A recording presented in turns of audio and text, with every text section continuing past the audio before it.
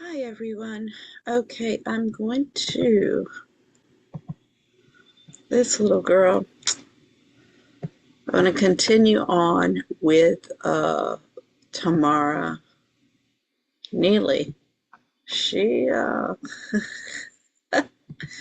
going to delve into a little bit to history for these kids about propagandists, what they suffered after World War II in the Nuremberg trials.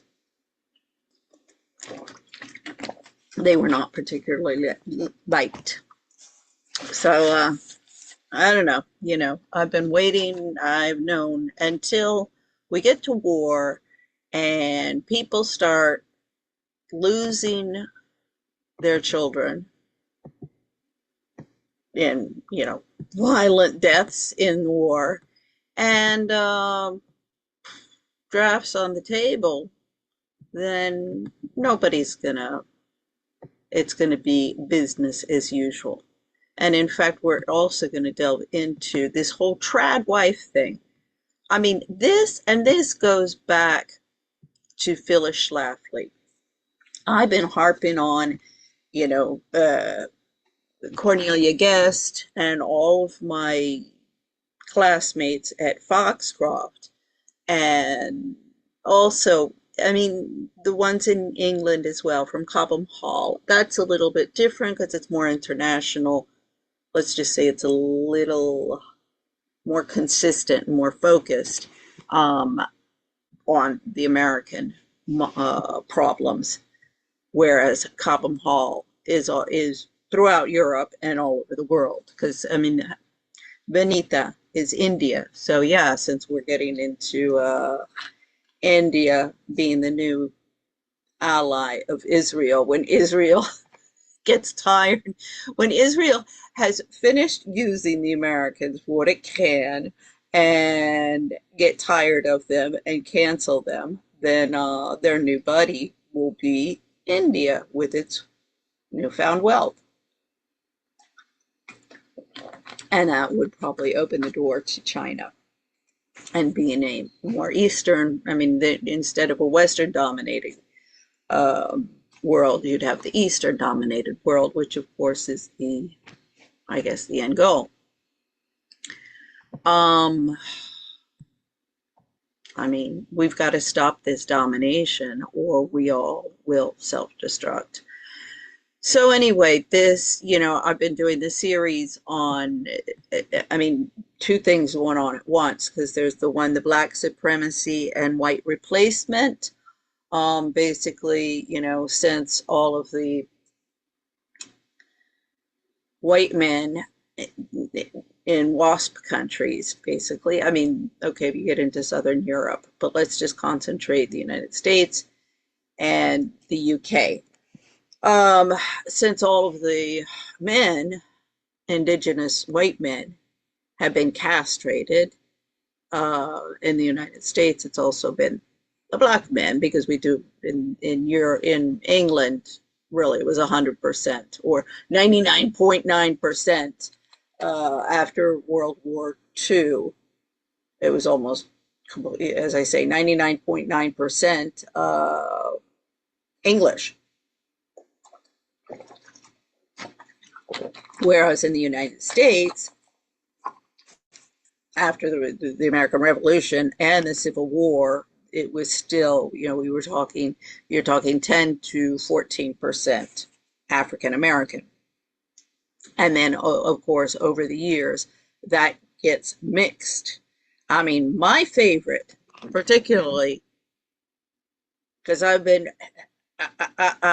was canceled and I was fired over racial issues on a variety of times. I mean, I would say almost every time there was a racial element. I mean, targeting white privilege in hate crimes.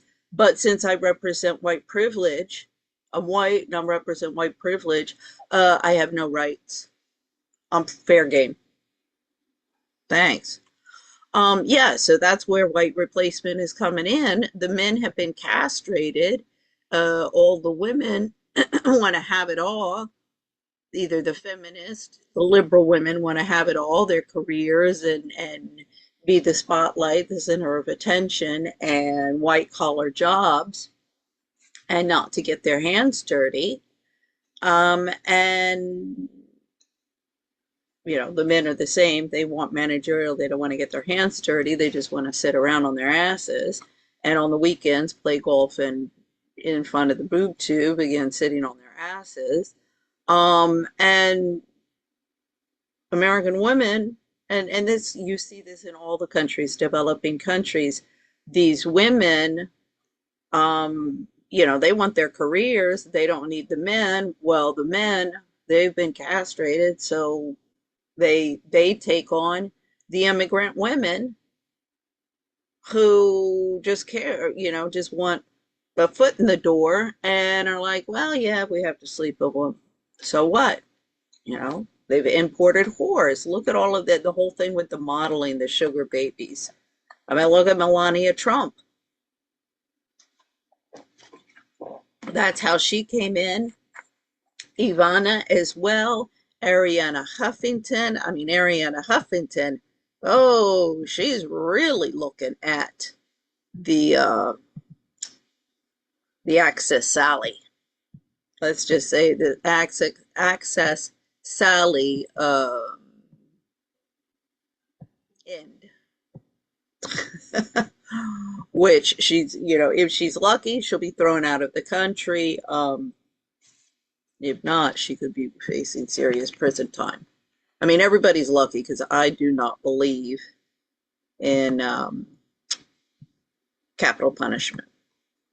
So at least you'll have my voice who says, no, I do not believe in capital punishment. You can put these people in prison for propaganda and inciting violence and wars and genocides, as well as colluding in the overthrow of the American government, democracy, and the U.S. Constitution. And that's, well, you got a little Megyn Kelly up here. These are Marie Chantal and Adele Malpass. This is New York. See, there's people. It's not just, it's not just the Epstein files. It's everybody who's been turning a blind eye to that. I mean, Megyn Kelly, I remember one time there's this, some O'Neill guy she was interviewing, and he was talking about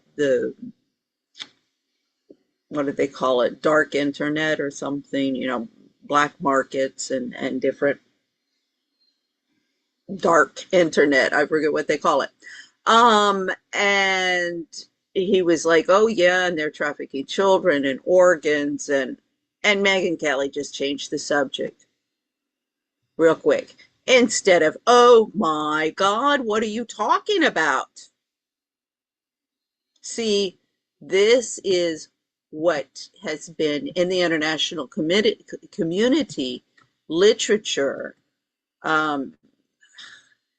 It speaks about omission of action.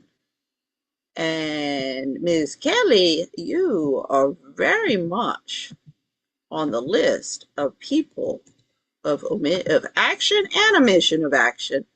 My Lord, when she's calling for Tyler Robinson, I mean, almost from day one, she wants the death penalty, and she wants to be there watching when it happens. Where's the presumption of innocence? And this is our big wig, knowledgeable lawyer out there who's supposed to be like, sophisticated and intelligent. And believe me, when you look at this Tamera Nealy, you see why, you're like, oh my God, yeah, we got the bar pretty damn low. Okay, so here, these are the different people that we're what I've been looking at. Of course, it's from the women's perspective, the mommy wars, if you will, between the feminists, the anti-feminist, and the socialites, and here, it's the conservatives, the trad wives. But see, again, all of these trad wives, Erica Kirk, Isabel Brown, Riley Gaines, these are not trad wives. They want to be on the podium. Everything's centered around them and their career. A trad wife is the one, you know, she is out promoting her husband's career because he's the breadwinner and raising the children. I mean, with Candace Owens, I mean, okay, she has a podcast and she does 4 hours a week, which, of course, it's not just 4 hours a week. You got prep time for that. Um, so you could say it's a part-time job. I mean, with the Charlie Kirk, she is going into, I don't know how much time she spends on research. I have found sometimes she's not as diligent as she could be, but, she does have 4 children. Now she's going to get serious into serious topics. That's no excuse. So I'm not criticizing the research that she's done into Charlie Kirk's assassination. I do have the criticism of how Mitch Snow was handled, and how, this, that's another thing. Oh, let me just do a GoFundMe for you. I mean, Mitch Snow and the trafficking of children, the Riley Sasha uh, expose is where the real story is. So anyway, I have been looking at all of the same things. I mean, secret founding of America. As I keep on explaining, the white trash. Nancy Eisenberg explains, Americans have interpreted class to mean the accumulation of wealth and privilege, whereas it is the way that one behaves and treats others. And also, I want to know, see, why am I the only one who's been screaming and yelling about the new Jim Crow and been wanting to haul the Americans to the International Criminal Courts on what's been done? I contacted Michelle Alexander more than 10 years ago when I first read the book. And I said, well, let's go, because I'm already developing everything against the family courts. This is, the penal code, not under the penal system instead of this civil system, but I don't care. And that's also where, I saw what was going on in the penal system. And how this country thinks that they can call themselves a democracy, it's ludicrous, absolutely ludicrous. So, why is Candace, again, I'm an old lady who's done lots of research and is not looking to be in the limelight. I mean, I'd be more than happy, this is my whole global expat is bring together people like Candace, young women and old women like me. Basically the same as the Federation of American Women's Clubs overseas, who believed enlightened women around the world could do much to promote, working together could do much to promote peace. And I agree, but I keep on saying the key word is enlightened women instead of backstabbing bitches or the access Sallies who want to be the center of attention and make lots of money and party hardy while the party's getting good. So then, Sigmund Freud, I've looked at that, a bit of Jung as well, but Sigmund Freud and how that has the psychologist, and all his wacko crap has been used by HR people, by in schools, in workplaces. It was Prince Andrew's grandmother who was her son was taken from her because Sigmund Freud signed off on it. So, it goes back, and I've looked at case studies on that. Why is she not interested? As I say, I've reached out. It's been 2 years ago that I reached out to her several times. Just get ignored. This is also the trad wife. They worked with other women in their communities in order to accomplish things. They weren't trying, well, okay, some of them were trying just to be in the center of attention. And we all knew who they were. But the majority was like, okay, yeah, we know. Okay, little lady over there, you lick some stamps. We know who they are, but the majority, the bulk, were working together. This is the same problem I had in Bogota when I was on the expat wives clubs, and I was president of Bogota Guy. Oh, though that was real backstabbing bitchery. Same crap happened with me with the IMF Family Association. The difference was in Bogota, I'm not, I was a volunteer. I couldn't care less if they fire me, Makes no difference about the food I'm putting on the table. But here, it's a roof over my head. Just the vicious, viperous little women. And that, these are foreigners, the IMF and World Bank, and that all of the Americans in Washington, we got more lawyers in this town than any other city in the world. And I know personally several of them. I worked for a senator for 5 years, and he passed away recently, Senator Bennett Johnston, but his son's here. His son has been sitting, the law firm that his son works for, Steptoe Johnson, it's right near DuPont Circle, that their pro bono has been sitting on my work and case for over 20 years, collecting dust. See, I could drain the swamps. You give me a couple of lawyers with brains and balls, and we will drain the swamp very quickly. I don't want to be president. I don't want to run for office. This is the thing. Everybody's solution is run for office and become president. Ingrid Betancourt, if she wasn't such a stupid backstabbing bitch, would be president of Colombia today if she had played her cards right. All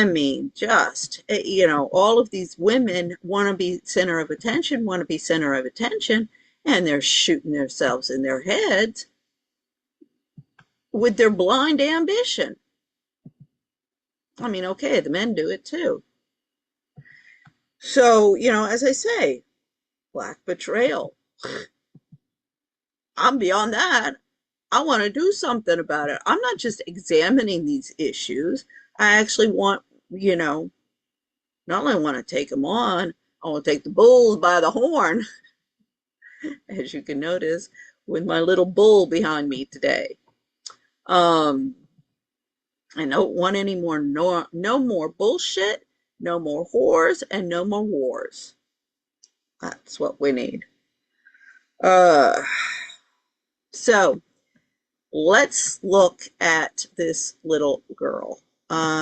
She is a piece of work. I loved it when I caught her reading the script. And when I the first video that I played, I guess I just played one of her videos in the last one. She's like giggling. Like, why is she giggling like that? when she first starts. And then it dawned on me because she gets there and she says, I've really spent a lot of time researching this. When she obviously has not spent one single frickin' second. Somebody's given her a script to read, and, here, parrot, read. Ah, so we'll, see, we've got access. Ooh, Sally was the generic nickname given to women radio personalities who broadcast English language propaganda on behalf of the European Axis powers during World War II. These included Mildred Gillers, a German, this woman over here, a German American who broadcast for Nazi Germany. She was the first woman in U.S. history to be convicted of treason by the U.S. and following her arrest on Berlin on March 8th, 1949, was sentenced to 10 to 30 years imprisonment. So, yeah, all of you podcasters, really, you should start being concerned. Rita Zucca, an Italian-American who broadcast for fascist Italy. On their radio shows, the two Access Sally personalities would typically alternate between swing music and propaganda messages aimed at American troops. These messages would typically emphasize the value of surrender, stoke fear that soldiers, wives, and girlfriends were cheating on them, and point out that the Axis powers knew their locations. American soldiers listened to Gillard's broadcasts for the popular music, even as they found her attempts at propaganda laughable. So, excuse me, these people have become more sophisticated, but I mean, only idiots like this little girl are unaware of paperclip and how not only the scientists were brought to the U.S. after World War II, but a lot of the policies and practices of the Nazis and Americans. The Americans had been in collusion. All the industrialist Americans were in collusion with the Nazis until they got into expansion.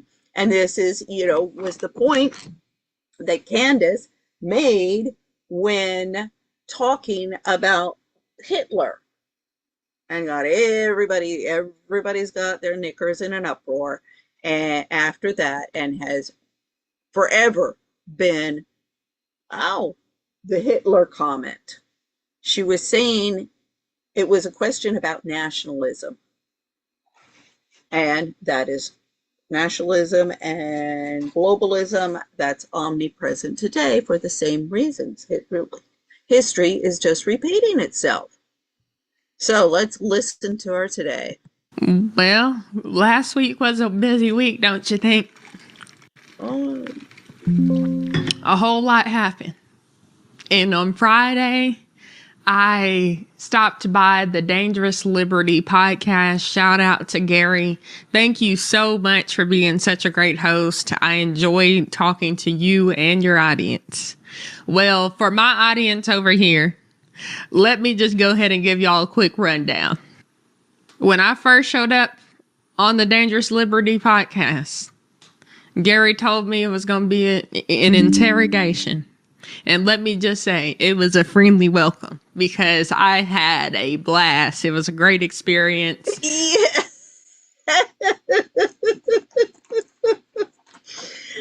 Gary Melton said it was going to be an interrogation for his audience. Of course, it was a warm welcome. I mean, Gary Melton will give a warm welcome to anybody who's going to come onto his platform to trash Candace at the moment. We talked about That is his mission. a lot. We talked about the timeline that I put together. Also, he asked me more about my background.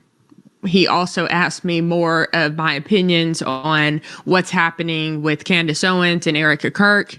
And also, I addressed some things that people may not have expected me to address when it comes to Erica Kirk and Turning Point USA. The podcast is over 2 hours long. It's about 2 hours and 45 minutes long. So I thought I would share some of the highlights with you.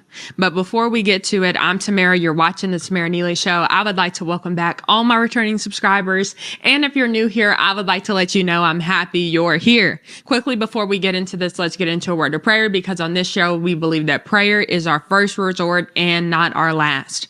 Lord God, I pray for... Okay. Yeah, well, she prays. We're going to go into a little deep dive.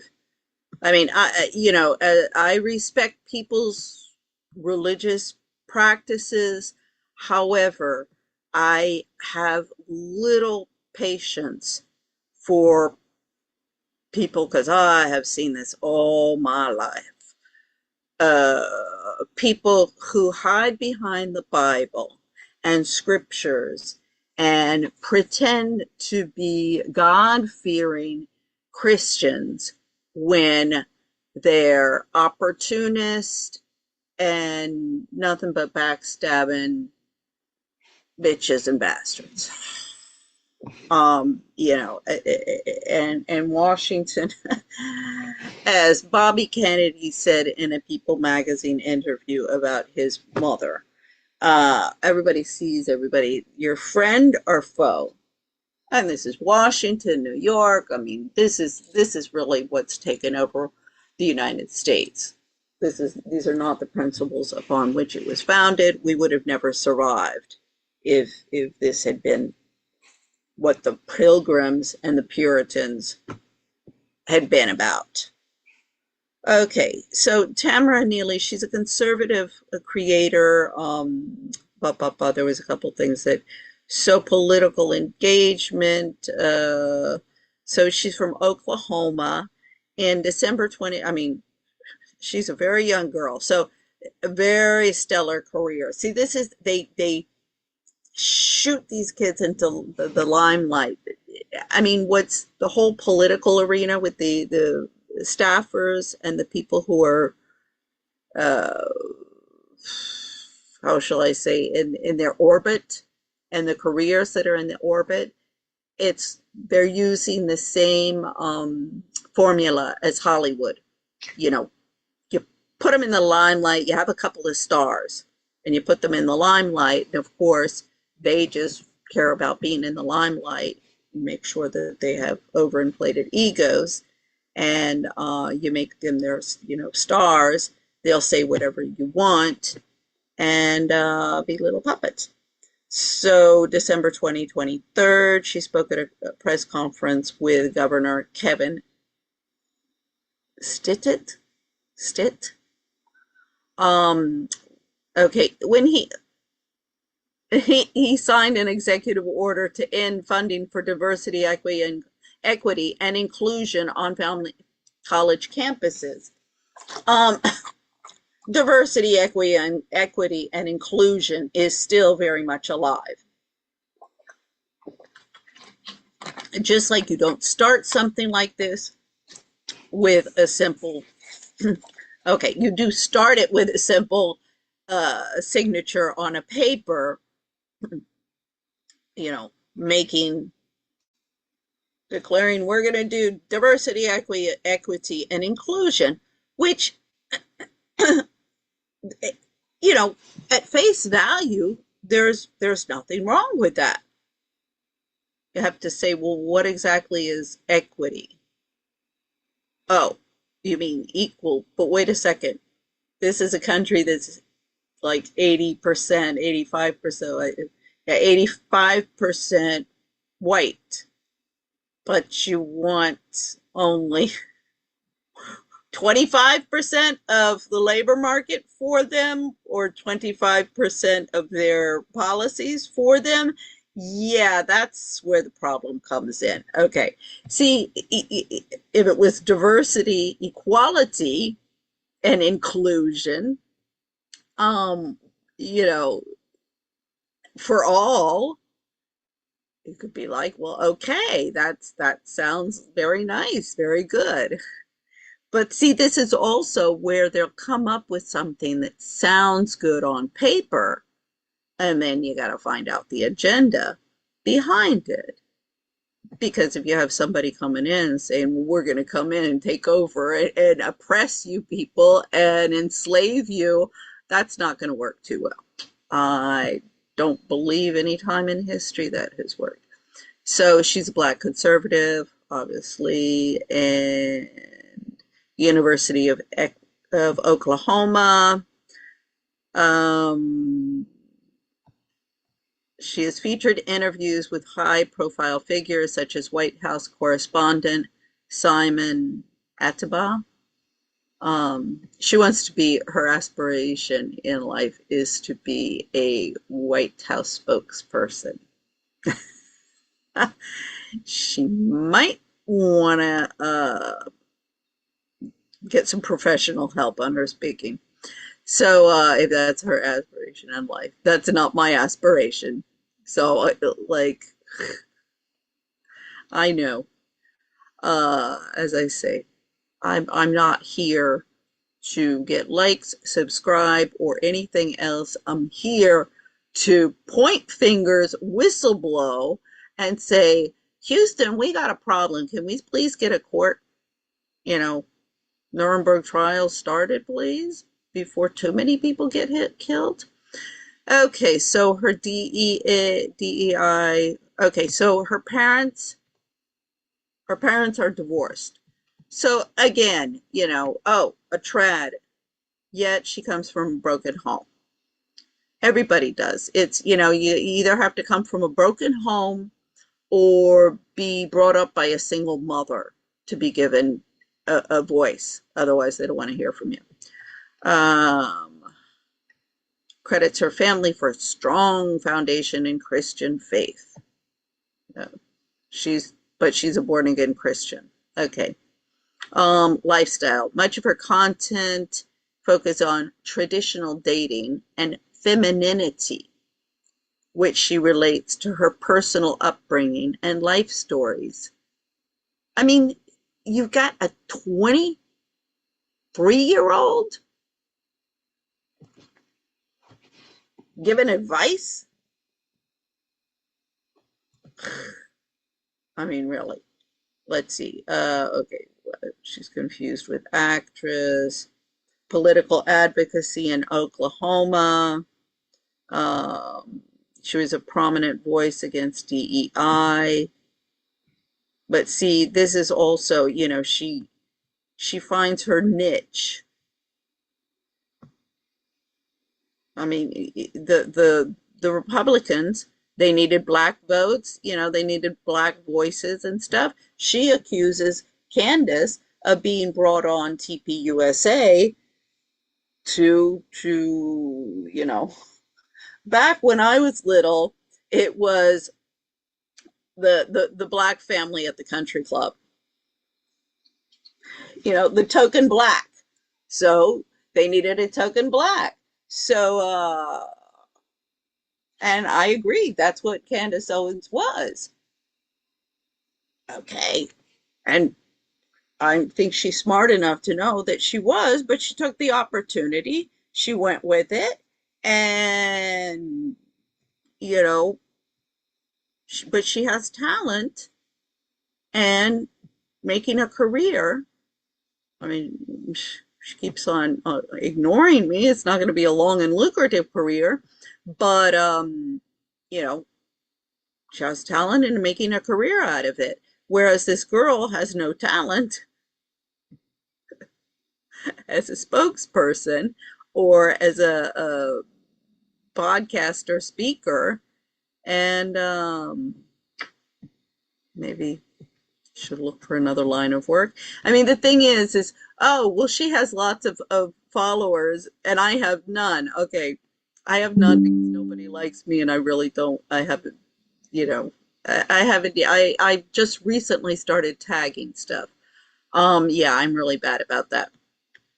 But because as I say, everybody's networking, everybody's trying to become to get to know all of these people. I already know all of these people. Okay? It's like, what do you want me to do? Go networking? But I know them. They've canceled me. And that's why I want to see them in court. And when they say, well, I didn't know. Well, yeah, I wasn't invited to any of the parties. I've been taken off the invite list, but that's good. We're good. I don't care about that because I don't care about going to your parties. However, you can't say that you didn't know because it's posted on the internet and you have gotten an email from me occasionally. I'm not going to come after you every day because then you'll get a restraining order on me. And I also don't have time or the resources. Once in a while, and everything's posted. And my social media campaigns on have been going on for 20 years on Facebook and LinkedIn. I even got bitched at and bullied on LinkedIn at first, saying, family court issues, this was no place for those things on LinkedIn. I said, bullshit. Don't try and bully me and push me around. I'll tell you, go fuck yourself. Okay, she also worked as a correspondent for the Leadership Institute's Campus Reform Project. Okay, yeah, a real, she, how shall I say it? Go-getter.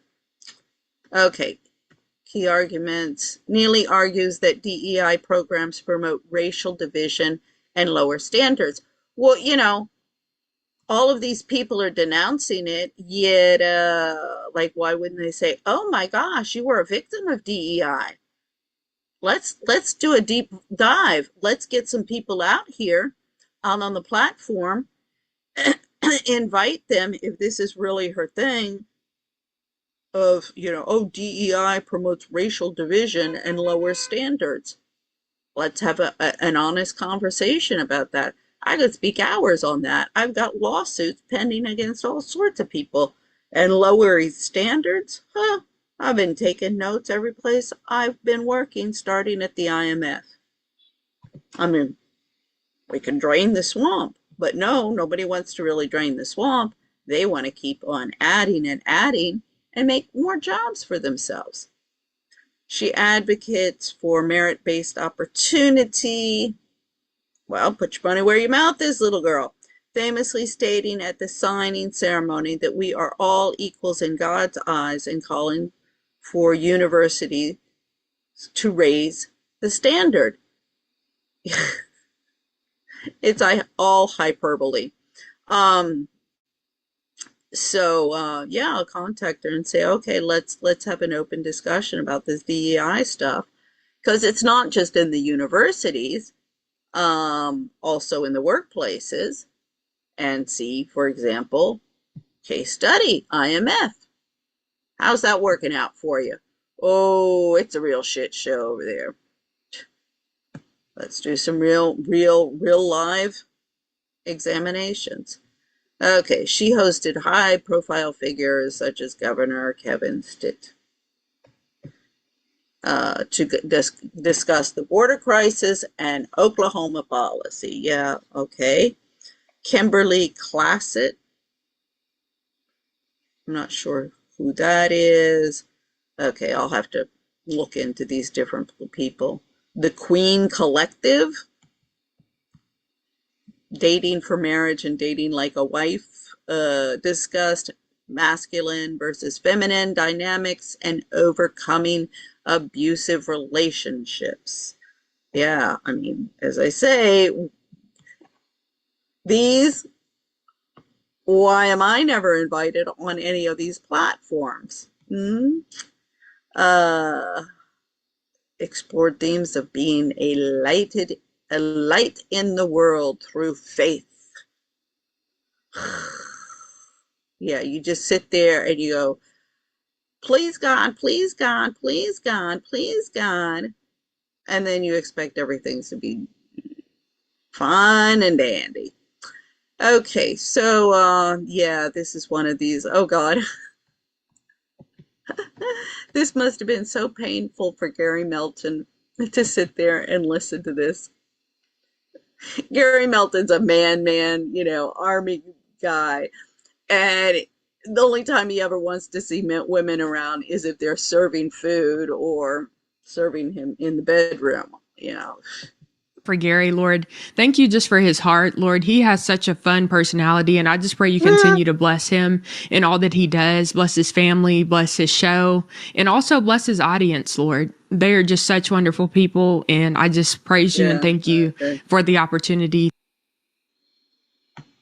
So not really editing it, but more so clipping it. I didn't take anything out or anything, as far as I wasn't like going through and correcting every word that I said or whatever. I wasn't doing any of that. When somebody starts giving more information like than you asked for, it's like, what are you hiding? But I had what I did is I was watching it back, and I was like, I realized that I said, I brought up Charlie Kirk as a free market capitalism, and I meant to say free market capitalist. So when you get to that part, just know I'm correcting it right now. Also, yeah, she was reading. I plan to answer each and every. She was reading from a script, and she noticed that she had misspoke on one of the terms. Every one of your super chats. I want to thank you for your support. I appreciate each and every one of y'all. Y'all have went above and beyond. Are the co-hosts of the Tamera Nealy show. I gave you co-host activation a long time ago. If you were watching if you watched me cover Carmelo Anthony and Austin Metcalf's case, you know exactly what I'm talking about. I gave y'all co-host activation. And so I want to appreciate you for being such a great co-host. It means a lot to me. Quick note, I plan to acknowledge all the super chats, Venmos, Cash Apps in tomorrow's video. So anyways, without further ado, let's go ahead and get into the interview. And if you're going to make me choose a side, I'm choosing the pro-Israeli side every single time, because the stuff that those people are pushing is, number one, they're lying. I mean, that's one thing they all have in common, is that they're not telling the truth, and it's obvious, and it doesn't take that. And then they're so... Yeah, no, Gary Melton, his loyalty is to Israel, not to the U.S. They're so infatuated and obsessed with Israel, like everything goes back to Israel. Where do you think that comes from? And I do think it's obviously a spiritual thing, and I do believe the Bible, what it says, is supporting Israel. I don't think that always is necessarily like, hey, we should support their government and everything that they do. I think there's some distinction there. Well, what's your thoughts behind some of that messaging? Mm-hmm. Do you mind if I address your comment section really quick? Sure. Okay. What comment was it? I listen to this. She's asked about Israel, but all she's concerned here is about this comment. don't remember because I haven't been looking at the comments, but I happened to look over just for a quick second. And someone said that they were disappointed in me because, you know, it had something to do with me not going hard on Candace enough or something along those lines. And I wanted to say to that person, you do realize. I mean, oh, this woman, we need to put her up in one of these beauty contests. Oh, this is like something. One of those responses that you're going, oh God, would somebody please give this girl a brain? Realize the Bible tells us that a soft answer turns away wrath, right? So I'm going by the Bible. I'm not going by you. I don't base my decisions based off of what makes you feel good. So I think that is something that people need to understand. I don't do things to make people feel good or feel bad. That's not how I do it. I do what I believe is right. And I say things how I believe is right. When I first came into politics, one of my biggest concerns or my biggest kind of things that I kind of thought about. This girl is really egocentric. It's all centered around her. Was the fact that I knew that I was soft-spoken, and I also knew that I was a little bit quieter than most women, and especially Black women who are in politics. I knew that about myself. And so I wondered how I would be if I could ever be political or do any commentary, because I was told that I was too quiet. And, you know, I'll never forget one time a guy told me who hadn't seen me in a while, but heard that I started a podcast. And he said, how could you start a podcast? You're too quiet. I never thought you would do something like that. And so I knew that Are those the exact words he used? would be how people perceived me, at least some people. And Moses so, thought the same thing. excuse me? I said Moses thought the same thing. Yeah. So like that, I knew that was going to be a potential perception. But as I grew up in politics since I was 18 years old, I realized that I could be myself. And my subscribers are amazing. My subscribers support me. My subscribers care about me. They're not people who just support me through words, but actions as well. And I don't have to be someone I'm not. I cover my topics the way I do. I'm very much so. Again, this is her response to Israel. A person of integrity and a person of truth and honesty. So therefore, as long as I'm sharing the truth, that's all that matters. It doesn't matter how soft I come across or whatever. At the end of the day, I'm a lady. So I just want to clear that up because I saw a few of those comments, one of them being here and one of them being on my show, of some haters basically saying that, I should have said this or should have said that or did that. You try putting together a full-on investigation and doing your research and doing that kind of stuff. And then you tell me how to run things. That's what I'm going to say to that.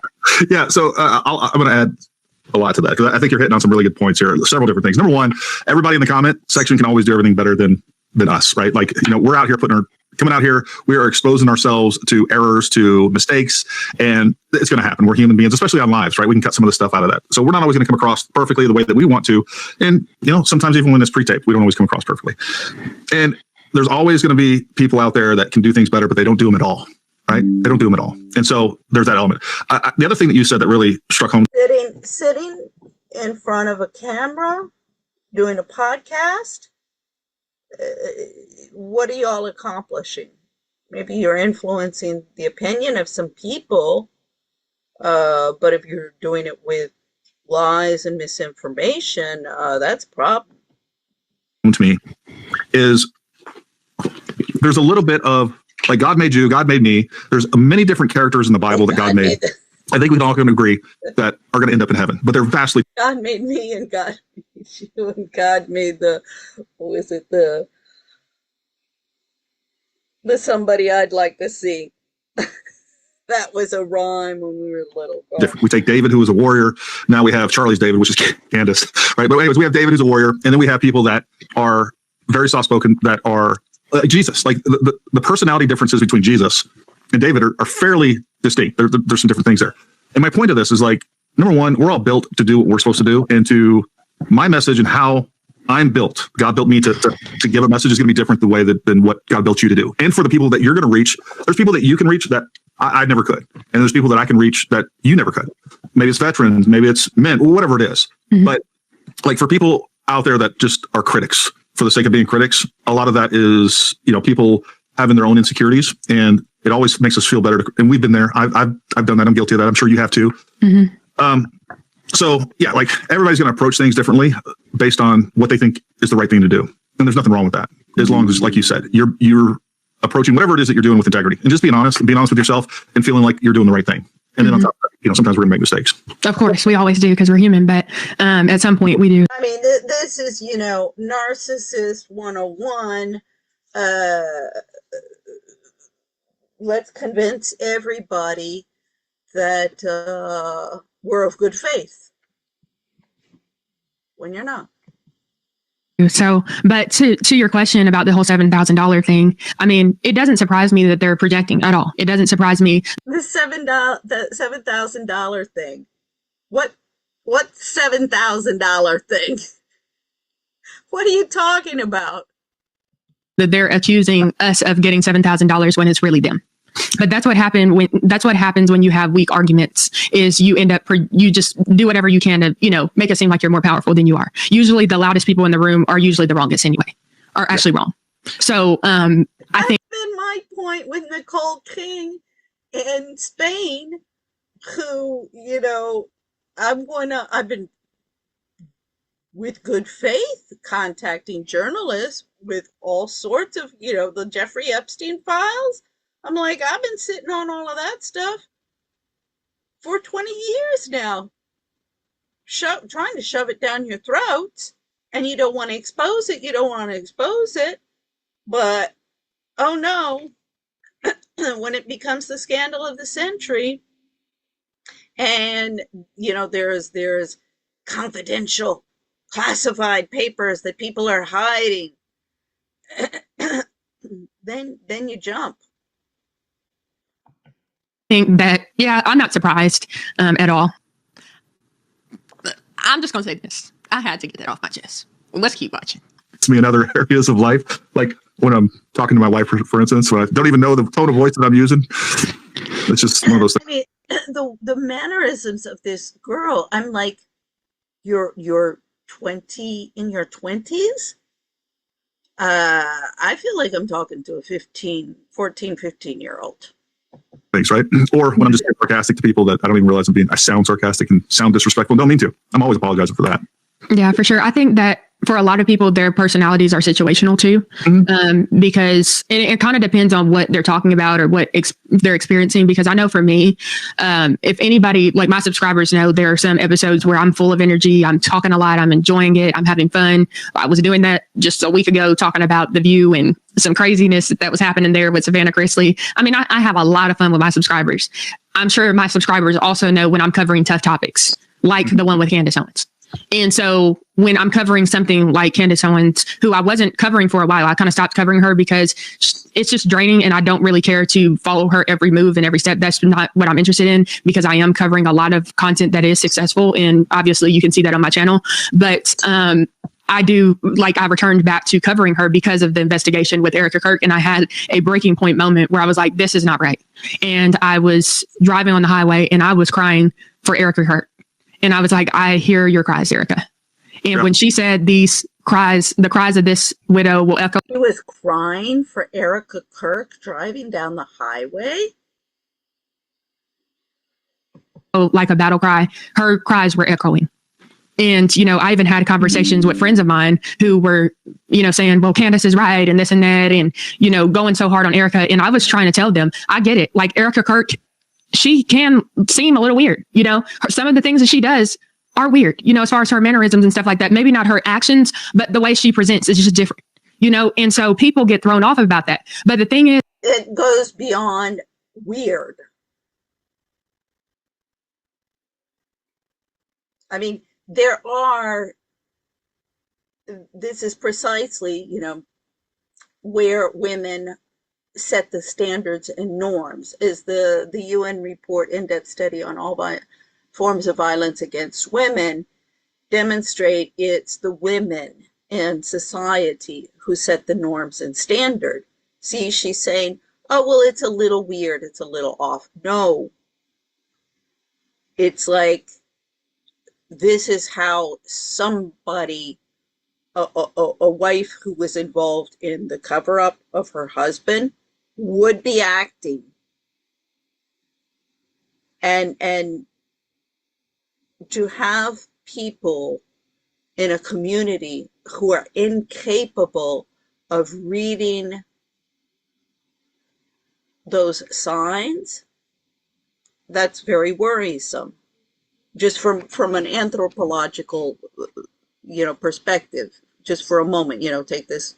In the anthropological, you always take it back when we were cavemen, because we really are, the way that our brains function, has not changed.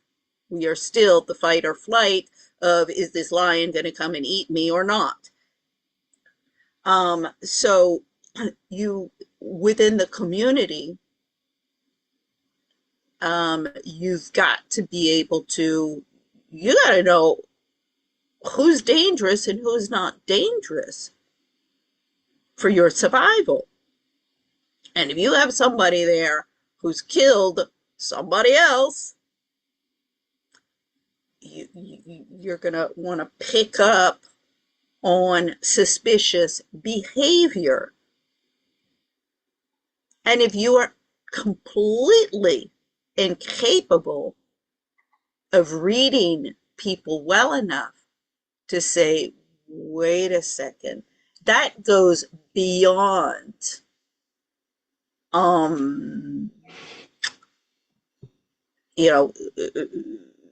differences in grieving traditions. For example, I think in a lot of the Muslims, or some of the Muslims, I know this is, or at least I've heard these stories of, they They actually have grievers who come and cry at, at, at a funeral because you need lots of people crying, and you will have, I mean, we all know, and I think Hollywood has um, used that in scenes. The grieving widow who's absolutely, distraught. Usually it's a southern European kind. At least in Europe, it's like, oh yeah. The southern European, are dramatic. Part of the Catholic, dramatic. Whereas or a British person is going to be very, very stoic and very reserved, and maybe you'll like see a teardrop here or a teardrop there, where the southern, the Italian or the Spaniards, ay, mi marido, ¿cómo voy a vivir sin mi marido? Yo no sé, ay, por favor, Dios me ayuda. Yes, those are cultural differences. That's a difference in, you know, reactions to a death of a loved one. Okay?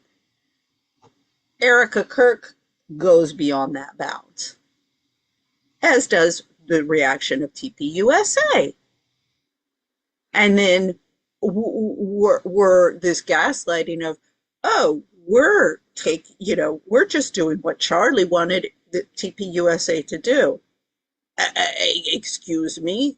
Like, if we didn't have the video, this was like 100 years ago, and you didn't have photos and videos of like him saying this, you'd be like, wait a sec. Am I crazy? I remember with my siblings, my mother was always doing that.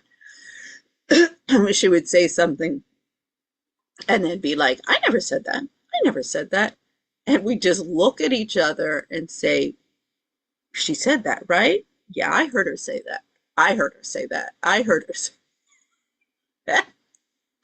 And this is also why when we left Tucson, we were all sent to separate boarding schools. She was going to break up us girls. We were getting older, and I mean, it's very enlightening, Tripping the Prom Queen, and the books on women and women aggression, of women to women and competition and stuff. I was like, oh yeah, these are perfect tactics. Yeah, this is another one. This is another one.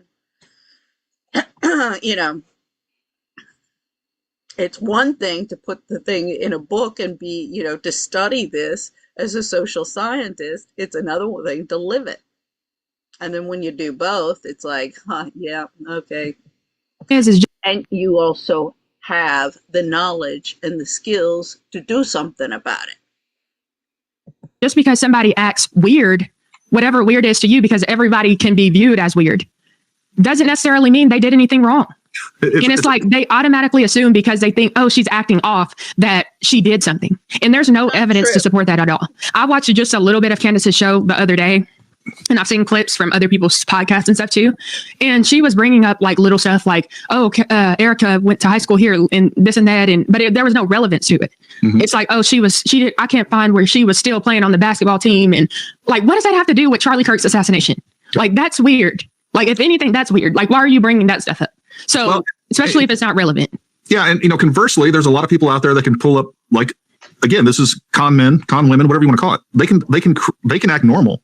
Mm-hmm. And they can act gregarious and tell you something that's a complete lie to your face and convince you of it. And like there's two sides of that coin, right? It's like you can take these people that are just terrible people that act completely normal, and I would put some of the people that we've mentioned tonight in that category, that are doing wrong things, that are absolutely convincing you of wrong things. And you take, look, I've said this before. I do think that Erica is a little. I don't think she knows what to do, and I don't blame her. I think I'd be in the same spot. Like, It's like Yes. anything that she does, let's say none of this stuff was going on. Let's say, Yeah, she's in above her head. She shouldn't be the CEO. What's going on there? And Lord, Lord, and Lord, God forbid she should become vice president or president. That's as bad as Kamala Harris. say she wasn't being attacked by Candace and 5,000 other people trying to. Or Megyn Kelly. Well, Megyn Kelly has a little bit more brains than Erica Kirk, but not much. Make a buck off of her pain. And she was just dealing with the facts. Like her husband was just killed. Her mother is dying. Her kids just lost their father. And then she's going to go up here and give a memorial speech. Like, can you imagine? In front of the world, by the way, probably one of the most viewed things that will ever take place. Do you know how weird you're going to act, people? Like how nervous you're going to be? Like, am I setting the right tone? Do I look right? You know, what do people expect out of me? I mean, all the things. I'd never be up there in the first place, buddy. Like you talk about stage fright times a billion. Right. No, Erica, are you kidding? She's been on Miss Arizona and all of these beauty pageants and all of that. She lives for the limelight. Gaslighting. Dealing with grief and trauma and not even getting a chance to grieve and worrying about your kids and your parents and the organization that your husband built and like everything that goes along with that. Like you can't offer an ounce of empathy and put yourself in her shoes for a moment and give her a little bit of grace. Like instead you're like, oh, she's crying too much. Her pants are too sparkly. No, she's not. Oh my God. I mean, if anybody held back on attacking Erica Kirk, it was Candace. You had podcasters all over the place saying, wait a second. What the hell? The first one I saw, it was a model. She was like, look, I do acting. I, have learned how to do acting as a profession, as a career. And this is a really bad acting job. Not enough now. Oh, she's dabbing her eyes. That's weird. Like, oh, she said it in a weird way. Look at the tone of her face. You know, it's like, and I use that intentionally, folks, for those of you going to bust me in the comments. I don't like the look of. See, this is why men should not be in the domain of women. Okay, this having it all. So men coming into because if you look at any of my podcasts you do a pie. You've got the commercial arena, the political arena, and the social arena in society. Men traditionally did the commercial and the political, and the social arena was handled by the women. And this gets into managing the home and the upbringing of the children. And I mean, you have varying degrees. You're going to have agrarian societies. It's going to vary, but whatever that really has been amongst Homo sapiens, the standard, just because the women reproduce the children, these children, in most animal kingdoms, children don't stay for 13 or 14 years. I mean, in primitive societies, that was even probably old to still be living with your parents. But I digress. So this 90% of communication is nonverbal between human beings, Homo sapiens. Now, women are much more adept, and this, I believe, gets back into our animalistic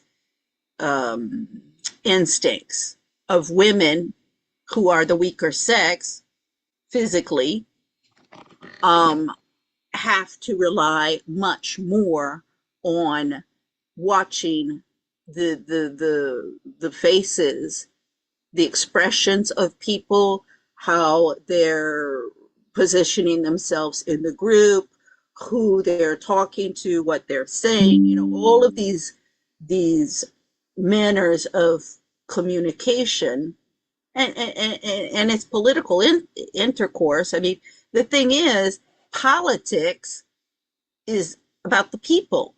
It's about the rules and regulations of a group of people living together. So, as I say, these things overlap, because then, of course, commerce. Well, what is commerce?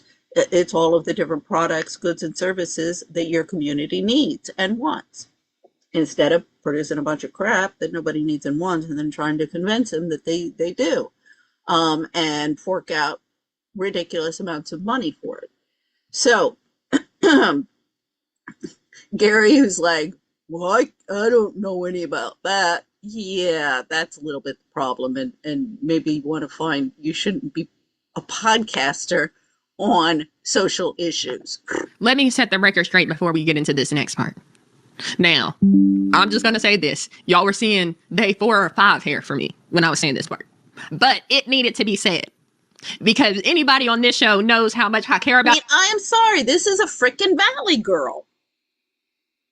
This is your professionalism these days, people. I'm sorry. Hair, but I had to acknowledge that, because that wasn't day 1 here, but it was still cute. So let me just put that out there. Look at the tone of her face. That's hilarious. Yeah, so, they're going to pick her up. Going up there, she knows that she's on the world stage and going to be picked apart. And yeah, like she's not Charlie Kirk. She doesn't speak like Charlie. She's Erica Kirk, but she's not that person. Like you have no evidence of that. You have no evidence, and also I think people need to give her a chance. The lady, no evidence, and give her a chance. I mean, how many times have I heard that in places where I work? They hire somebody completely incompetent. No, you got to give her a chance. Yeah, well, it's been a month. How much longer do we have to put up with this stupidity before we come to the conclusion that this person doesn't know what the frick they're doing? She just got into the position and you're already trying to take her out of it? Yeah. Give her a chance to prove that she can either do the job or not do the job. And as far as what I've seen, she's gained my respect over time, even as thus far. Yeah. Some of the things are, like I said, she has her little weird things and gained your respect, Lynn. Okay. Weird mannerisms or whatever you want to say. But when you actually listen to her speak and speak to her employees, I watched that whole video that Candace released. She leaked some sort of video of Erica having an office conversation, a Zoom call, and took the video totally out of context, said Erica Kirk was laughing. But when you actually watch the video, and I played it and I went through it step by step, what was Erica? Y'all watch the video, lady. Don't gaslight. Kirk actually laughing at. She was laughing at the Zoom feature. She's like, oh, I didn't know Zoom did that. And she's kind of laughing a little bit because she's trying to gain the courage to have to address these people. She's stepping into a new role. She's anxious. She's scared. She's more. This is when people start telling me what a person was thinking when they were doing this or doing that to justify their actions. I'm like, wait a second. You got a telepathy thing going on there, or what the frick are you doing here? That drives me freaking crazy and women have the sheep for doing this. Oh, I know what was going on through her head. Well, I have to say I've done that myself, so maybe it's... But that's because I've observed the person and I'm like, okay, see how they looked at this person and see how they whispered over there at the time that was happening. So yeah, I'm making conclusions by observing what people insane are doing and going, okay, what's going on in our head? But no, if someone's up on a podium reading from, how am I going to know what's going on in their head? They've probably memorized that thing. And if they're good at what they're doing, they might even be thinking about, oh, did I turn off the coffee pot? Morning, she's grieving. She's trying to seem like she's put together and she's in a normal state of being, right? But she's not. Her husband was just assassinated. So it's a lot. And that's what everybody doesn't understand. Her husband was just assassinated and she doesn't act like it. Before Charlie Kirk was assassinated, if you meet Erica Kirk, she is a very beautiful woman. I mean, she's absolutely gorgeous. She was a pageant girl. Her presentation, in my experience of her, has she was a pageant girl. She's used to being up on a stage. Always been exceptional. She's a very good speaker. If you meet her, she's very kind. She was like, In one moment, she's saying she's a good speaker, and before she's saying she has no experience, so give her a chance. It was almost like Erica Kirk was preparing to be the first lady. Like she probably would have been the first lady. Uh-huh. Ding, ding, ding, ding. Of the United States one day. Like, and she would have been a good first lady.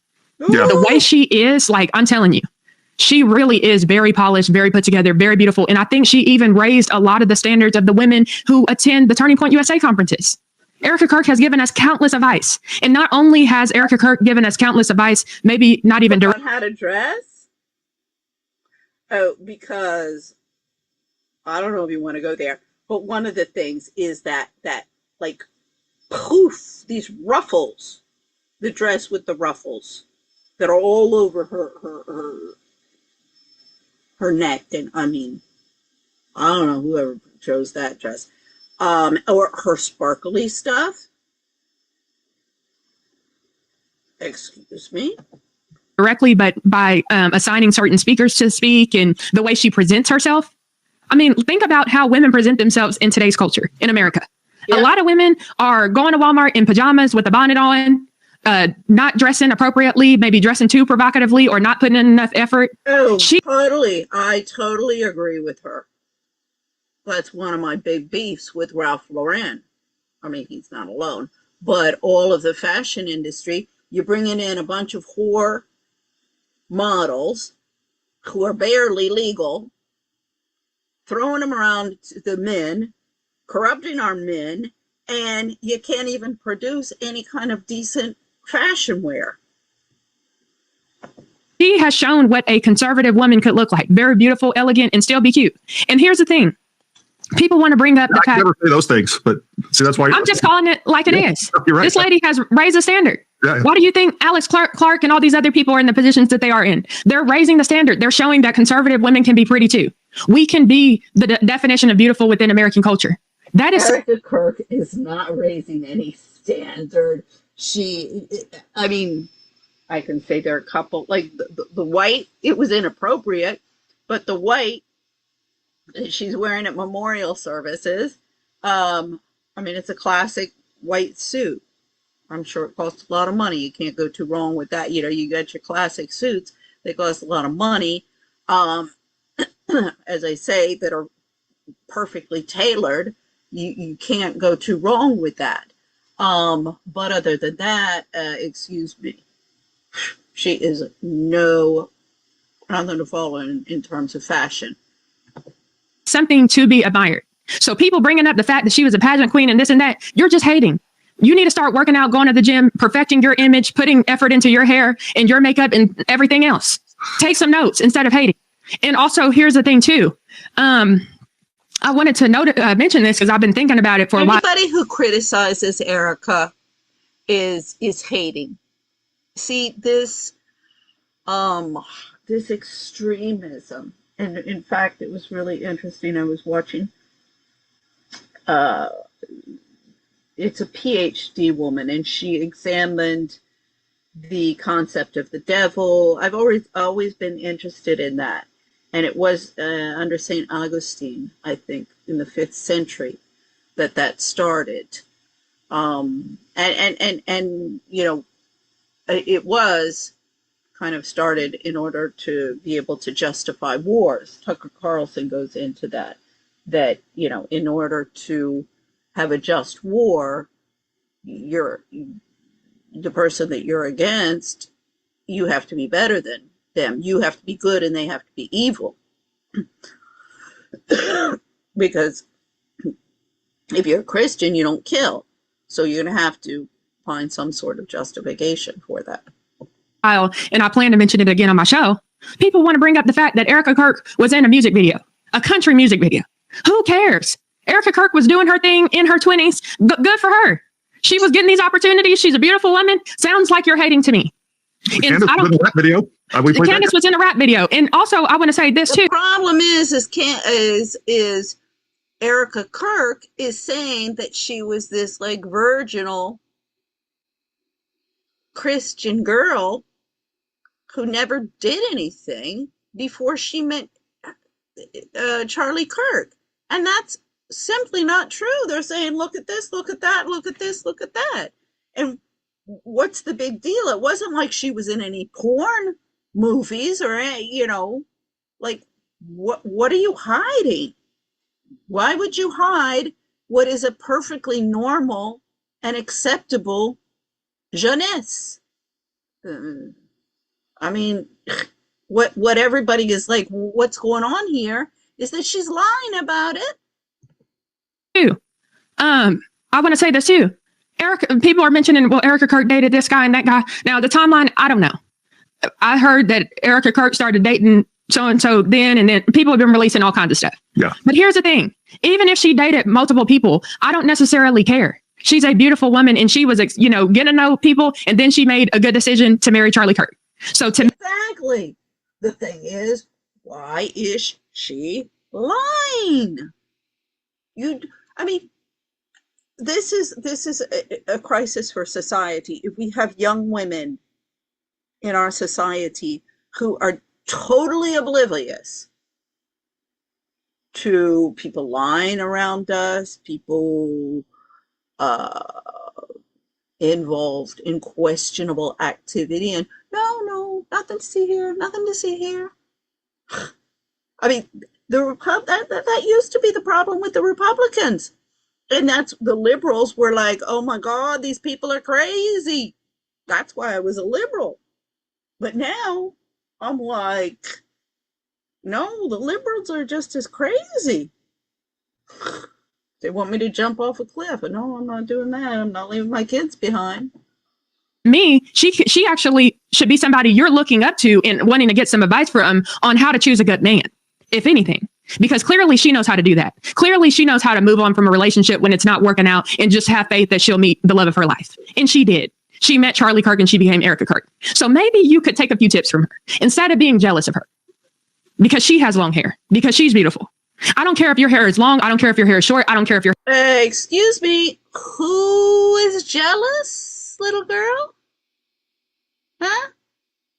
hair is curly. My thing is just have some healthy hair. Learn how to take care of your hair. To the Black woman, get you a book called The Science of Black Hair. It will teach you how to take care of your black hair because there is a science to it. Our hair is not like everybody else. That's why you see me changing my hairstyles a lot, but I'm always wearing my natural hair for the most part. I'm always doing that, and I'm making sure that it's healthy. And I told my Black women that I was going to make a video at some point, and even for the moms who may have mixed kids or even mixed women, I can give a lot of advice when it comes to hair. That's one of my specialties right there. I can talk about that all day. But yeah, okay. Now the thing is, she brings it up. Like what?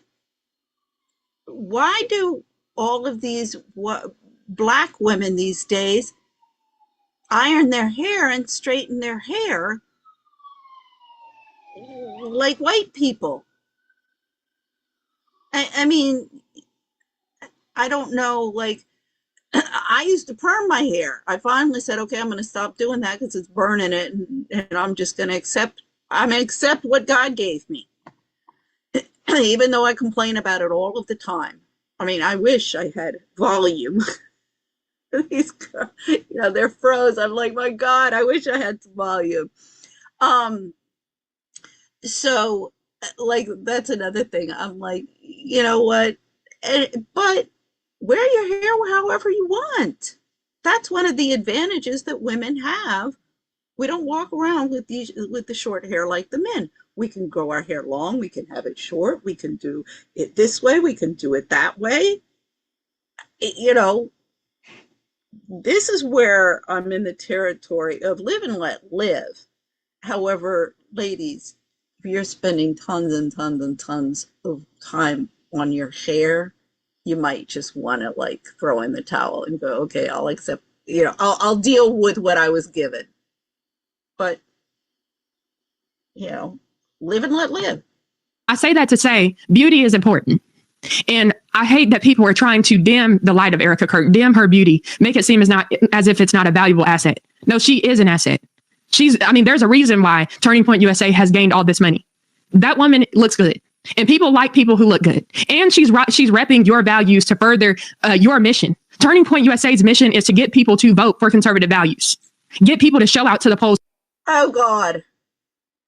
The mission of TPUSA is to get people to vote for conservative values.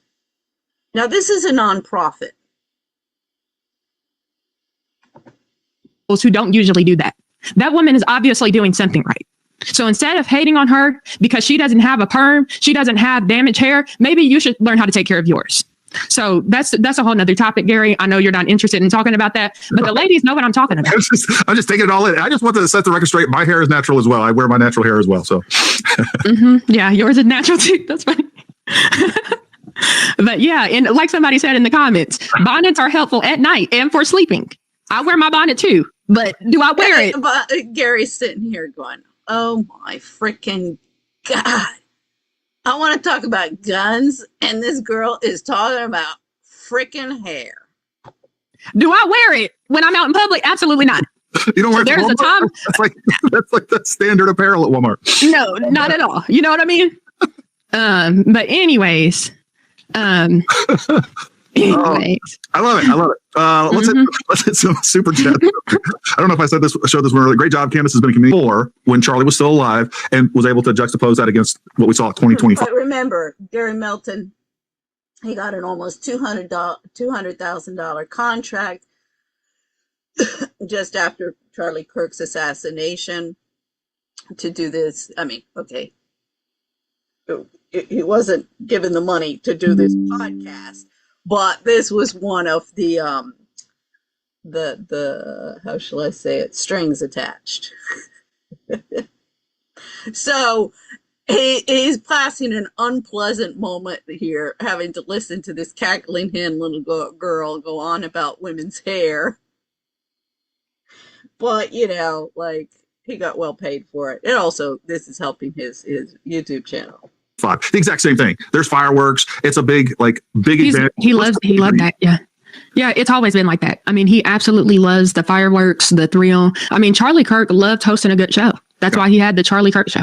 And America Fest was, you know, Charlie Kirk's big American party. So, of course, there are going to be fireworks there. Of course, you're going to get an experience. He would bring country artists and, you know, he just always went above and beyond. And, you know, I'm glad that this was kind of brought up because people were confused by the memorial service. And as I mentioned earlier, 80% of people who have joined Turning Point USA. See, what all of these evangelists and with their fireworks and their pomp and their circumstance, and this is going back to what the problems that the Puritans had and the Protestants had with the Catholics and the Puritans with the Anglican Church in England. All this pomp and circumstance, all of this finery and blah, blah, blah, blah, blah, blah, blah. Christianity, the Puritans, no, it's sitting around treating everybody well and, you know, working in your community, being industrious in your community, and getting together to in small communities to worship the Lord. There wasn't any fireworks or stages or pomp and circumstance. Just joined. Right. So they don't know Turning Point USA. And I'm telling you, that memorial was everything that Charlie Kirk would have wanted. Everything. So that's why Candace Owens is wrong, because she knows this. Charlie Kirk was a very politically active man. Anything Charlie Kirk did revolved around politics. Everything that Charlie Kirk did also revolved, a lot of the things he did involved being a free market capitalism. Okay, Charlie Kirk was not showing up at events and not raising money for his cause. Best believe that. Charlie Kirk started TPUSA to promote free market capitalism, not to get the vote for Trump or anybody else, and not to promote Christian values. It was free market capitalism. Turning Point USA is not the empire they are for no reason. Charlie Kirk taught them how to raise money, how to go to the next level. And guess what? That's exactly what they did. And I hope that they really keep his legacy alive in what he really wanted. I hope they don't compromise and change to make other people feel good. Because a lot of people are. This is a key word that they love. Go to the next level. Go to the next level. That's a real corporate word that I despise. Fighting for the spotlight and trying to determine where the conservative movement goes next and this and that. I hope they really stay true to their values, but also I really hope that Turning Point USA gets clear about their faith and their direction. Are you going to be a Christian organization, or are you going to be somewhat Christian, but, not stand on anything? Turning Point needs to decide that. Also, Turning Point USA. Yeah, exactly. Backstabbing, witchery, and taking out your leader are not Christian values. Okay? And this is precisely, TPUSA is falling apart because of them, not anything that Candace is doing or any of the other podcasters. It needs to, when it comes to Erica Kirk's messaging, it has to be consistent every single step of the way. Erica Kirk mentioned something, and I'm going to pull this video up, where she mentioned something about, somebody asked her about her becoming basically going back into being a working mom and things like that. And I thought her response could have been a little bit better. Going back to being a working mom. No, a stay-at-home mom, you meant to say. Reason why I say that, and I know, everybody's critiquing her here and there or whatever, and I never have vocally really critiqued her much, but I'm talking about this for a reason, because it goes back to consistency and messaging and what Turning Point will stand for. She had said something along the lines of, I don't remember her exact response, so I don't want to take it out of context because I'm going to pull it up. But what I wanted to say to that response is, I think it's important for her to mention that her taking on this role as CEO is her continuing to serve her husband. Her husband is no longer here. However, his legacy still lives on, and this is the role that he wanted her to do, and that is why she's doing it. She's not out of order in any way. And I think that person was asking her a loaded question to try to corner her. And Erica Kirk is still new to being the CEO and in the spotlight in this way. But she. And I want to point out another reason that TPUSA is a bad faith. I forget if I mentioned this before, but I know I mentioned it in the previous video.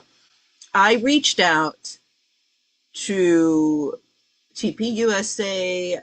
It was Isabel Brown when I saw her stuff about moms, and she had just had her baby, and how wonderful motherhood is. And I'm like, thank you so much, everybody. Oh my God, having children is such a pain in the ass. They're such a problem. I'm always like, no. And that used to be, the conservatives, the Victorian, English, children should be seen but not heard, or the like the French, they say, children should not be seen nor heard until they become of age and become useful to their little Machiavellian games. So, I mean, I've reached out to TPUSA, but never heard back. Just like with the Eagle Forum, this is the Laken Riley Act, because there's the Eagle Forum, which is the old one. These are Phyllis Schlafly. This is the original one, and Phyllis Schlafly's children are there. The new one was started by Ed Martin, who wrote a book with Phyllis Schlafly and co-authored a book with Phyllis Schlafly because they were supporting Trump. The old group was supporting Ted Cruz. But again, totally ignored. Phyllis Schlafly is supposed to be, the anti-feminist trad wife and going up against the feminists. No, Phyllis Schlafly, this is the thing people used to say to her. Excuse me, you're talking about women's places in the home and the trad wife and bringing up your children. Why are you here in Washington with a 6-figure salary job, or coming to Washington to advocate for this or whatever? Because I think she did. I may be mistaken, but I'm pretty sure she was given a job in the Reagan administration. And Lord, guess what? Her son is gay. So anyway, these women, they're following the lead of Phyllis Schlafly, who is a total hypocrite. Total hypocrite. And I mean, Ethel Kennedy, She was Democrat, but excuse me, Ethel Kennedy comes from a real Republican family. None of these women have any ideological convictions. It's just position myself. I want to be a podcaster and I want to be liked and, get in with this politician or that politician. You're whoring yourselves out in the process. She may not have understood how that came across in her response, which I'll have to find this later. But she needs to be clear that the only reason why she's doing this is because her husband asked her to do that. So she's still being his helper. We know that the wife is the helpmeet. Erica Kirk is still helping Charlie Kirk to this day. What a wonderful wife. Right. See, if one of my goals and one of my dreams. She is not continuing on with the legacy of Charlie. She's backtracking. And everybody knows it. And this is exactly the same criticism. Ethel Kennedy. I mean, this is why I'm kind of like, well, Erica Kirk, she's just doing what Ethel Kennedy did, what Jackie Onassis did, what Lindy Boggs did when her husband was killed. There are some things, this Larry McDonald, his wife tried to run for office. So, the women who have been like, okay, fine. No, there's nothing to see here. There's nothing to see here is part of the reasons why the American government just assassinates anybody that gets in their way. And I don't even know if this is still my goal or my dream. I haven't really decided because a part of me is like, I don't know if I still would want to do this. But I kind of said this a few years ago that I wanted to be the White House press secretary one day. So, messaging is really important. And a lot of times people try to get you in a trick bag to say what you don't agree with or put you in a place where. I mean, like these little girls who aspire to work in the White House. Nobody aspires to be a mom anymore. Nobody aspires to be, Cinderella and find her Prince Charming and marry and live happily ever after. No, they want to work in the White House. You're saying things that may not represent your values clearly, but you didn't even mean to do that. No, you need to be a champion. So therefore, you're actually on top of the issue and you're on the offensive. The reason you want to know the reason why I'm doing this, because I'm still being a great wife. I am a helpmeet. I am an example of what it looks like to be a woman. Thank you very much. Have a nice day. You have to have the right messaging. And this PR, Caroline Levitt, I was like, okay, fine. Because I'm like, okay, I got no problem. The woman's going to be the breadwinner. Caroline, she's married. Her husband's much older. So he had a real career in real estate. So he's like, okay, fine. I'm kind of tired of that. Anyway, I'll be the stay-at-home dad. That's fine. I mean, believe me, I know one couple. The little girl didn't speak until she was like 5 years old, and good reason for it. I was like, oh God, yeah, definitely.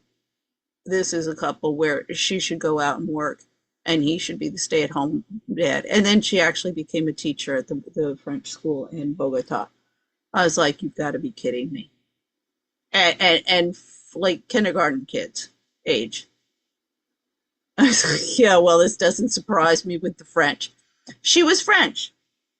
And in fact, when we got to Bogota, we went to the school and we said, we want to, enroll our children. And they're like, well, no, we don't have any places. We're full. Javier Gonzalez de Alcala with Quenby Wilcox. I walk in. We want to put our children in the French school. No, there's no, our children are French and so are we. And they said, well, okay, but, we're not going to have any room in any of the classes with a French teacher. And both of us looked at each other and we're like, we're fine with that. That's no problem. Like, yeah, the French,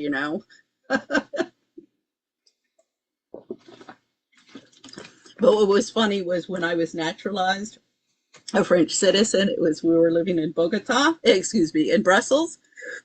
And the consul who was, doing the paperwork and everything, he said, wait a sec, who's French here?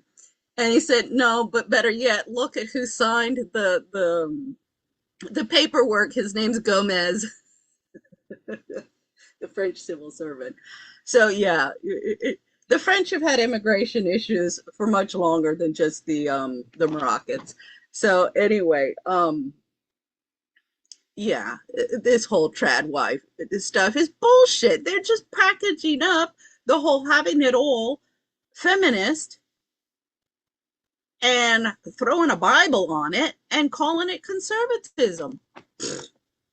And so I think over time, Erica Kirk, I think she will continue to get better and better. But I think that little things like that are why, and people are nitpicking her at every little point, but it's little things like that that have to be consistent. Because at the end of the day, as a conservative woman, we believe in being a stay-at-home mom. We believe in being a helpmate to our husband too. See, both can be true at the same time. This woman was put in this situation because she loved her husband and he wanted her to be his helpmate, and that's why he selected her. She's still doing that today. That's the kind of messaging I would like to hear. Well, I agree with everything you said. All right, so let me know what y'all thought. I'm just going to be honest. I was unfiltered. Yeah, out of control. But no, she's not being his helpmate. If she was really, no, following, saying, I am not going to let them destroy this, and following what Charlie was doing, then she would have some respect for people and some people backing her up. But this is what she has turned TPUSA into, is exactly, or what she and the board, because she's not doing it alone, all of these, the McCoy kid and all of the different ones, and it's like, wait a second, you took him out so you because he wasn't drinking the Kool-Aid and passing out the Kool-Aid, and so get rid of him, and here's our Kool-Aid, everybody. That point, I was already exhausted from all the work that I did that week. So I wasn't having it. I was setting the record straight. I was keeping it real. And so, and it's kind of, yeah, anyways. So I want to hear your thoughts on it. What did you guys think of my time on the Dangerous Liberty podcast? I want to shout out Gary. He is an amazing host. And shout out to all of you. I love y'all. Thank y'all for watching. I got more content coming out for you. So I look forward to sharing that with you. I love you, and you'll hear from me soon. Talk to you later. Love you. I mean, first thing is, can we please get rid of the Valley Girl impression? This is what the fake news misses. So I am so tired of that.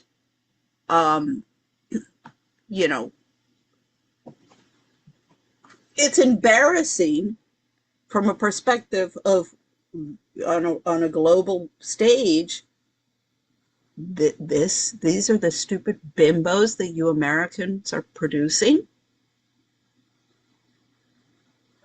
Oh gosh, it really it's of crisis proportion. So just to finish this, we already read about the Axis Sally, because I need to get to work, and I didn't. Oh my gosh, this has already gone on for more than an hour. So, these guys, Lord Hee Haw, does it say how long? Let's see, I don't think it says here how long he spent in prison.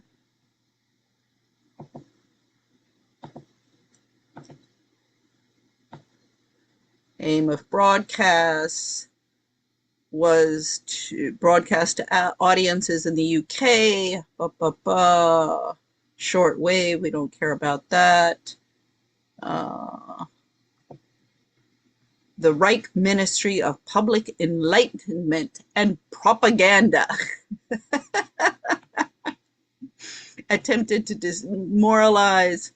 discourage and demoralize American, Australian, British, and Canadian troops and the British population, to suppress the effectiveness of the Allied war effort through propaganda, and to motivate the Allies to agree to peace terms, leaving the Nazi regime intact and in power. what I wanted to see was later history and aftermath. Uh, Now all the others. Uh, well, Joyce was captured by British forces in northern Germany just as the war ended, because his real name was Joyce, and eventually hanged for treason on the 3rd of January, 1946. Joyce's defense team, appointed by the court, argued that as an American citizen and naturalized German, Joyce could not be convicted of treason against the British crown. And con todo razón. I mean, a lot of these Nuremberg trials, it was illegal. These guys, they had a good defense and it should have been accepted, because they said, wait a second, what we were doing, there was no law that made what we did illegal. People have been, countries and leaders have been creating wars and starting wars for thousands of years, and they've been killing their citizens for a long time. That's, sovereignty. You get to do whatever you want to your people. Up until World War II, that was the prevailing policies of everybody. It's none of anybody's business. Just like it's nobody's business what goes on in other people's homes, it's nobody's business what goes on in other people's countries. And it's been that prevailing attitude. And it still prevails today. This is where, the Americans are the ones who did all of the human rights conventions. Or, excuse me, they were at the lead and very instrumental in all of the different institutions that were created after World War II in order to prevent another world war and to prevent all of the problems that created World War II. But what did they do? No, they just, started drinking Kool-Aid and passing out Kool-Aid. But yeah, so he can't commit treason against the British crown because he's not a British citizen. This should have been thrown out. Could he commit treason against Americans? Yes, of course. That's another story. But due process. This is just like with the Prince Andrew case.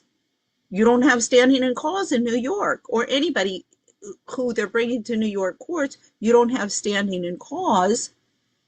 Take it to the courts where you do. I'm adamant that one of the first things in court reform needs to stop with the forum shopping of courts. And if it's happening in your courts, if anybody comes in and tries to bring it into your courts, you throw them out. You slap them with a fine. I'm against, let's throw them in prison. Let's throw them in prison. I'm against, everybody wants to throw everybody in prison. Let's stop that, just they sneeze, so let's throw them in prison. Okay. So see, even then it was a shit show. It laid the foundations for lack of due process when that's what you're trying to accomplish. Go figure that it hasn't worked out well. The prosecution argued that since he had lied about his nationality to obtain a British passport and voted in Britain, Jose owed allegiance to the king. I still don't think that he could be tried for, falsifying the passport or voting in a British election. That you could go after him, but I still don't think that's an allegiance, and that makes him, even if he got, he lied about his nationality. Didn't they check whether he had a birth certificate? that he had a British nationality when he applied for the passport? Uh, usually, I mean, you can't just go in, oh, I want to apply for a passport here. Yeah. Um, so anyway, see, they, I think with what's her face, and I'm going to have to get going, with this Mildred Gillers. What did they call her? I thought she was Access Sally. Anyway, I think she was sentenced to 10 to 30 years imprisonment. And like most of the Nazi wives, a lot of them got 1 year to 5 years, different things. But they still got imprisonment. I mean, for me, and I'm like, where are you people? Where are you journalists? All of you journalists, particularly Tucker Carlson. Would you please ask America First Legal and Stephen Miller why they've been ignoring me all of these years? As soon as America First Legal started, I contacted them and I said, oh, guess what? The Biden 2021 report on domestic violence extremists, those jackasses, every single category in there, you can go off after all of the Democrats on. Take them down. The problem is you can go after the Republicans on the same stuff. All of these ideologies. But the thing with that report, I love, there's a certain gaslighting word. If you see this in a report, you know it's a gaslighting report. Perceived. It's all over the report. And perceived, biases. Perceived tort. I mean, you talk about your gaslighting, smokes and mirror word, and then it's that one. And then it always, the report, unless you're white, these categories only apply to the white people. They don't apply to any of the minorities. I mean, I laughed. I was like, "Oh yeah, let's bring that into the courts and turn this around and say, what the frick are you people doing? This is racism. Racism against whites in our own country. See, this is why white replacement is happening, and the blacks are infiltrating. I mean, I've been threatened more by the Latinos telling me they're going to destroy us whites and take over the country than I have the blacks, actually. But and the problem is the black women. The black men, most of the black men like me a lot. But the poorer they are, and if they have a criminal record, we're buddies. See, this is what Candace, all of these, she says all of these people in her family, what was it, 5 out of the 9 men, have criminal records. Well, is that because they're doing worse things than the white populations? I don't think so. I grew up around these kids. One of my favorite stories that I'm going to finish. I love this story. Bobby Kennedy. They were called the Hyannisport Terrors. Talk about your terrorists. And they were punished, and his mom had locked them up in their room for the entire day. Instead of reading the Bible and being contrite and learning from their errant behavior. I mean, their poor father was shot. Their uncle had been shot. These kids were, and nobody, and everybody in the family, all the women are falling apart. Joe Kennedy, he's got, a stroke. So, these poor kids, they weren't in a good situation. So anyway, they what they do is they take a sheet and they hung it up, high-NS port terrors, HPT, and they hung it up at the on top of the steeple of a church. So the pastor or whatever, the clergy guy, comes to the house the next day with the sheet to Ethel Kennedy, and he says, "Ma'am, your sons, the Hyannis Port terrorists, have been at it again." And she says, "Oh, that couldn't possibly be mine." Um,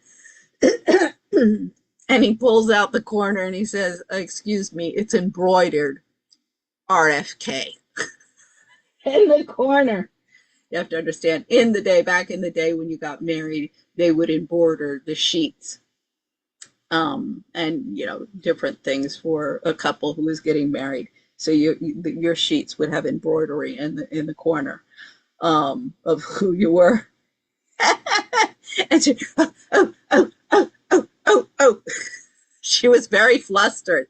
And the clergy guy, he said, "You know what? Next time, tell him to stick it on the Catholic Church."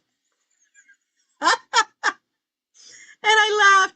But my whole point with the story is, you know what? First off, okay, thank God he didn't call the cops. That's not what you should be doing for these kids. And I mean, there is not a Kennedy alive who hasn't said when they got arrested, "You can't arrest me, I'm a Kennedy."